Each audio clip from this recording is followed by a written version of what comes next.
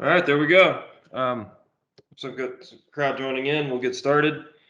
Today's topic, we've had this request quite a bit for seals, seals on tubulars, seals on cartridge heaters, and a fair amount of other things, but more of an overview and specifically what we do as Chromalox and what to offer and how they impact your customers, which is what Vince is going to specifically talk about in a case study. But before we get to that, James is going to go over seals and discuss types of seals, selecting a seal, and pricing seals. So, James, Vince, I will hand it off to you guys. Okay, thanks, Derek. Yeah, if you want to move to the next slide, I can start there. Thanks. Okay, so yeah, today we'll be talking about seals, and this is Termination Seals 101. So there's going to be some stuff that's very basic here, but I think it's important to start with. Why the termination seals are important, as everyone knows. If you've worked for a competitor, if you've been around electric heaters for a long time, the number one nemesis for a heater is probably moisture ingress. The material used for the insulating material in an electric heater is magnesium oxide, which is MgO that we refer to for its thermal conductivity and dielectric strength. It's also a hygroscopic material, so it will absorb moisture. This obviously is detected during an insulation resistance test. Our process yields a very dry insulation resistance. However, in shipments in the atmosphere, depending on the seal, it can absorb moisture over time. Next slide, Derek. And although this presentation is about seals, I thought it was important because we are talking moisture ingress also. There is a dry bakeout procedure that actually Chromalox has a written official procedure on this. Whether it's, I think the main one that we normally use would be, especially in the components group, is externally applied heat through like an oven, bake it in an oven. Obviously, you have to be careful with this, with what kind of terminals you're using, plastic terminals or what have you on that, to make sure that sometimes those have to be taken off while it's baked out. And then there are alternative options also if you need to do it with the heater installed. We can use our phase angle controls, CTF and CTW. I'm not going to do a huge deep dive on that, but the complete procedure I think, Derek, you're going to send that out in the Teams. Yeah, I can attach it to the chat for everyone if they want that for reference or in their document repertoire. Okay, next. And we're just going to go over some seals, some of the heater standards on cartridge heaters. I think if you look into, on the configurator that we might show you later, I'm not sure at the end of this, but you'll see an air set, an epoxy.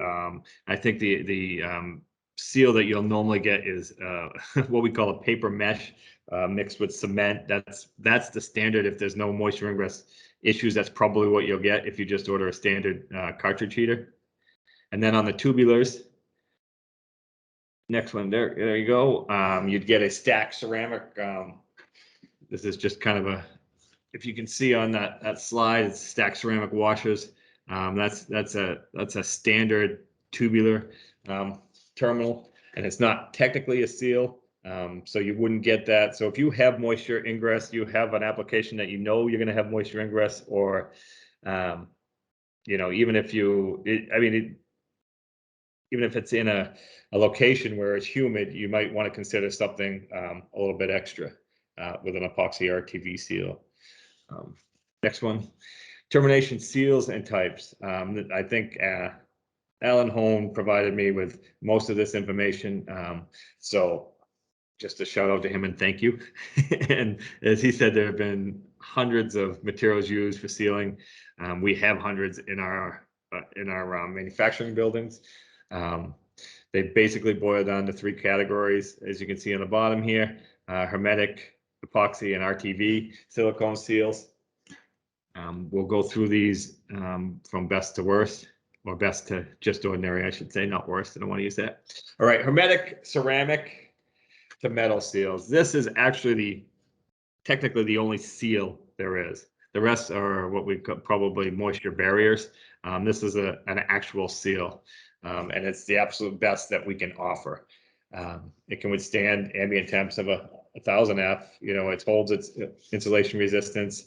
When we originally were providing these, even to this day, most of these will go to the military or medical applications. So the original testing protocol on these included electrically testing 3 times during the manufacturing process to ensure the seal integrity. So these are, you know, again, the absolute best protection we can offer.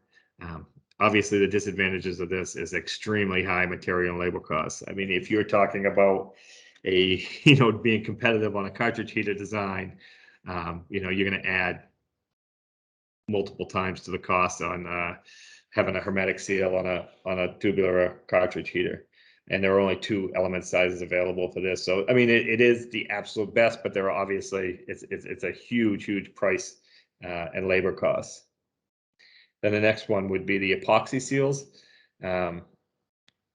Relatively low in material manufacturing. It's, as you can see, it can withstand 220 to 500 F depending on specific epoxy use. And it holds 2050 meg insulation resistance for 2 to 4 years when applied correctly. The disadvantage of this is, you know, it doesn't have the same high temperature as the hermetic seal. And if it's overheated beyond its limits, depending on which epoxy used, you know, the specific epoxy used and the temperature exposure, the epoxy will carbonize and could short the actual heater circuit. And then we move to the RTV silicone seals, and again, relatively low material manufacturing costs, almost the same temperature range. 450 would be the max on that one. Same 20 to 50 meg insulation resistance for 2 to 4 years. Basically, the disadvantages on this is, you know, the temperature comparatively and the overheating. It basically turns into an inorganic ash, which isn't directly harmful to the element, but it basically makes it so there's no seal whatsoever there. So moisture ingress is very likely. Well, I went through those a little faster than I thought I was gonna, but Well, I was going to ask you, James, on the inorganic ash, it just basically just turns to powder at that point. right, correct, right. It's And it's just not like any you just cooked it out basically. right, exactly. And just a little bit on this topic, we talked about this. James Lewis was a product manager, and he was working on a project to significantly reduce the amount of epoxies and RTV seals we use. I mean, this would we were specifically looking at the epoxies first, and in our manufacturing buildings, we have 20 to 30 different, I think maybe more than that, different epoxies that we can use, and there are a lot of them that have very similar characteristics, and aren't much different, but they have different ways to apply them, different curing. So there's different operating directions with all of them. So we're looking at standardizing those, and we're looking at the epoxy 4525N, which is a black epoxy, which has which provides a very good moisture barrier.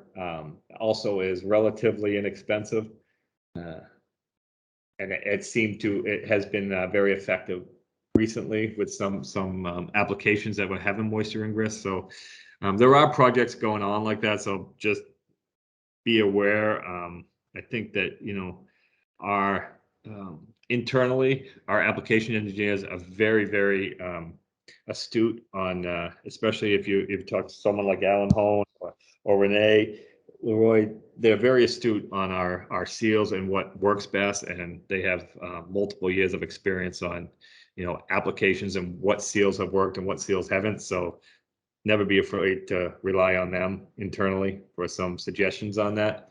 And with that said, the seals can be, a lot of times when we go in and have customer failures, one of the first things we'll look at is the seals and the moisture ingress, because that can be obviously, again, moisture ingress is one of the main contributors to the element failure. So I think Vince is going to kind of go over an exact example of that, on which we were able to help the customer and add some value add by being experts in the termination seals. Yeah, absolutely. And Derek, real quick, could you flip back to the RTV silicone seal slide for a second? I just wanted to add one quick thing regarding that disadvantage. A lot of the times, the moisture ingress happens during storage or transportation, and if you have an element that is sitting around, that's when it's really going to draw in the moisture and drop that IR value. As soon as the element is in regular use, where it's heating up, the heating up of the element is going to push out a lot of that moisture, which is pretty much why we have those bake out procedures. But so I guess what I'm trying to say is the disadvantage here, I wouldn't, if your customer ever brings something like that up, I wouldn't be too concerned, because really you just want to make sure that the element is good to go once it's installed and ready to, to be turned on. And once it really starts heating regularly, if that seal, disintegrates more or less, it really shouldn't be a big deal as long as the element is being used on a daily or weekly basis. Alrighty. Yeah, so I wanted to go over a case study here of actually a situation where we kind of messed up. We provided a solution, or attempted to provide a solution for an epoxy sealed element that went wrong, and how we went about correcting the issue and actually ended up strengthening our relationship with that customer. So the customer is a massive OEM. I'm sure a lot of you have heard of called HotStart in Washington State. And so an issue that they were running into is that they have a customer who would hold our heating elements in a warehouse located in a very hot and humid part of the world. And they would be sitting on the shelves of this warehouse for months, even a year plus at a time. And they were getting just tons and tons of IR test failures across the board, really. And it was becoming a big issue for them. They'd have to spend either a lot of time trying to bake them out, dry them out in ovens, or they would just get rejected, just losing a lot of time and money there. So, over the course of several months, we had been going back and forth on different ways to kind of go about doing this, from adding desiccant packets to like sealing the elements in plastic bags, things of that nature. But we, finally basically talked HotStart into trying to use a epoxy sealed copper element instead of what they were using before, was that same silicone RTV ring that was shown in that RTV silicone seal slide, basically just a little rubber donut, more or less. And so we provided HotStart with several epoxy sealed elements to basically compare to the original design with the silicone ring, if you will. And so they stuck all of the elements into a humidity chamber for 2 weeks.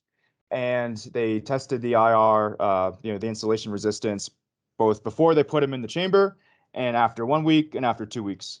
And even after 1 and 2 weeks for this new design with the epoxy, much to our surprise, the results were extremely similar. So there's a lot of data on this chart, but basically the top table, if you will, would be the new epoxy sealed design. You can see there on the far left column. And so the average baseline resistance, if you take a look at the red font, the average there for the baseline for the epoxy, it was much higher than the silicone on RTV. So that was good to see, and that's what we would expect. However, in the column that you can see 7 days and 14 days, pretty much toward the middle there, you could see a massive drop off in the insulation resistance, to the point where after 2 weeks, I mean, they were virtually, identical as far as the IR resistance goes. And so that was jarring to see, to say the least, and something that we certainly did not expect whatsoever. So, we got some of our engineers and quality personnel on the call with HotStart, and they shipped back the elements to us. And so we worked very closely with the Laredo quality team, took a full MRA and corrective action report, tried to figure out what exactly went wrong here. And so, there were our strong hypothesis was basically that the tubing wall on the inside was contaminated with some sort of lubricant, most likely after the tubing was cut. We use a lubricant for that procedure, just to keep everything cool. And more or less, the internal tubing wall was not cleaned correctly, has some lubricant contamination there, and other type of similar things where the epoxy itself really was not sticking to the tubing wall. And so we did, we confirmed their installation resistance results, once they arrived. We also did a liquid penetrant test, which is a really good way to see if this seal is doing, what it's supposed to do. So we sprayed the element with this red dye and let it sit for, there's several different time frames, but anywhere from 15 minutes to a couple of hours. And we would cut open the elements. And you can see in pictures 4 and 5 right there, the red dye liquid, basically just went right along the edges and sunk into the magnesium oxide, which is the white part that you can see that's now dyed red. And so, the team then took this data, took this information, and really improved our process on both the cleaning side and manufacturing side. So, as far as the cleaning process goes, the main points here were basically ensuring there's no lubricant on the tubing wall post-cutting. And then on the manufacturing side, we really improved our process there to preheat the elements, again, to help remove moisture. We improved our seal mix and preparation and how we applied it, and also the curing conditions. Now, I was told I can't go into too much specifics on exactly how that was done, but I also want to bring this all up to say, it's one thing just to offer a sealant. I want everyone on this call to feel very confident, in our company and in our teams and in the plants, that we have a ton of experience with this type of stuff, and we have the knowledge and know-how to take an issue like this, and we knew how to fix it pretty quick. We really revised all of our procedures and made sure that the next time we tested and sent these elements to the customer, they were going to be bulletproof. So what I'm trying to say is, it's one thing for a company to offer sealants. It's something else to know that, we feel extremely confident in our ability to make something work like this. So once we revised all of those manufacturing and quality processes, we basically repeated the humidity test that Hot Start ran. And so you can see here, the initial test date was July 30th. And if you remember correctly, only a handful of the epoxy sealed elements from Hot Start's initial test were at 10,000 megohms, which is 10 gigohms here, that installation resistance. So every single unit that we manufactured was above that threshold, which is that's extremely good installation resistance. So we felt that's a good start right there. Stronger installation resistance even as a baseline. And so, what was really great, Derek, if you could advance to the next slide, is after five days, at least 4, I'm not sure how many days are in July, if they're 30 or 31, but after even 5 days in this chamber, at very high temperature and humidity, none of the elements dropped below 10 gigohms still. So we felt extremely confident, that the epoxy seal was actually adhered to the tubing wall, and it was doing what it was supposed to be doing. And so what we did after this, we kept 4 elements behind, which are highlighted in yellow there, to try to redo that liquid penetration test. And so, we did it again. I tried to just pick a couple of pictures because you kind of get the point from the first picture as far as how that liquid penetrant test is performed. But, so you can see here, when we cut it open, there is not a speck of red in the MgO underneath that seal, which was awesome to see. So the sealant is really tightly adhered to that tubing wall. Nothing is getting through, and we felt extremely confident that this new procedure now is going to solve their problems. And then we actually shipped all those elements to Hot Start. They tested it on their end too, and they've confirmed our results that the installation resistance values were really holding up, to what we expected in the first place. And they were extremely, extremely happy to see that. So this is the next, I wanted to discuss, not only does a situation like this and a discussion like this with your customer really instill confidence in them that we are the electric heater thermal solutions experts, but I mean, it helps us too, and so you can take a quick look here as far as the actual element that was used. The original unit is the LWDC-202 silicone.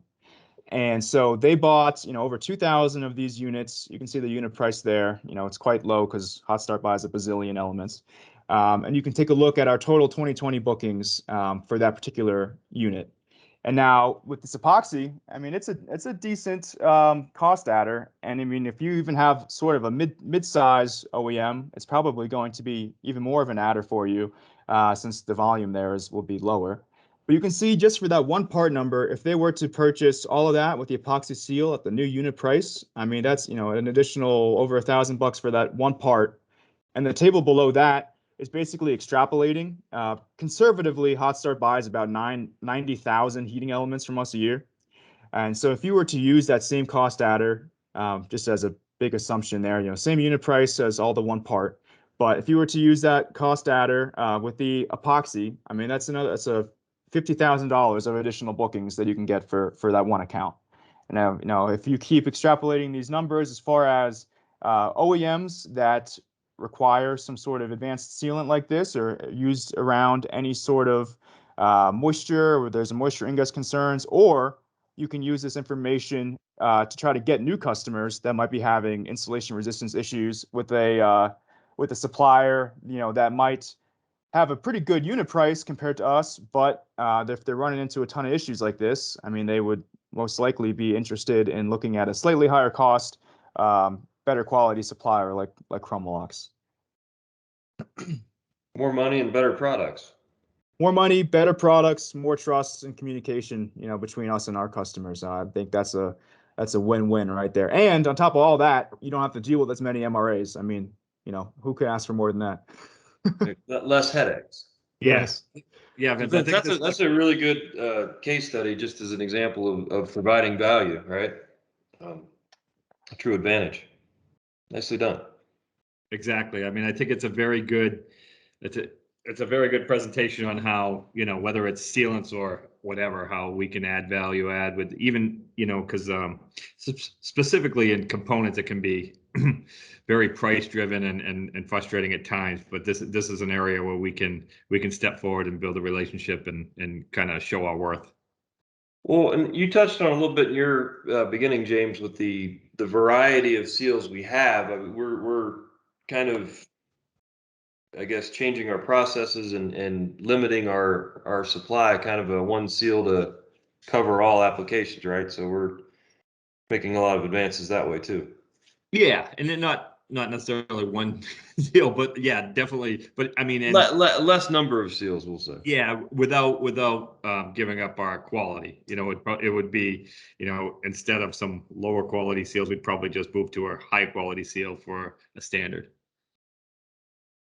Yeah, I mean, it's one of those things where if you go to the, like the tubular configuration in the old configurator, you click down that seal and drop down menu, and it's like a restaurant menu. There's just so many different options there. It's a little overwhelming. So moving forward, be great just to kind of narrow down the amount of options that we have and sort of, James, like you were talking about earlier, have that just ordinary to decent to great type of thing. And make sure that we all feel knowledgeable and comfortable on our offerings there. So kind of your three seal types: RTV, epoxy, hermetic. Am I following that correctly? Right. Okay. Excellent.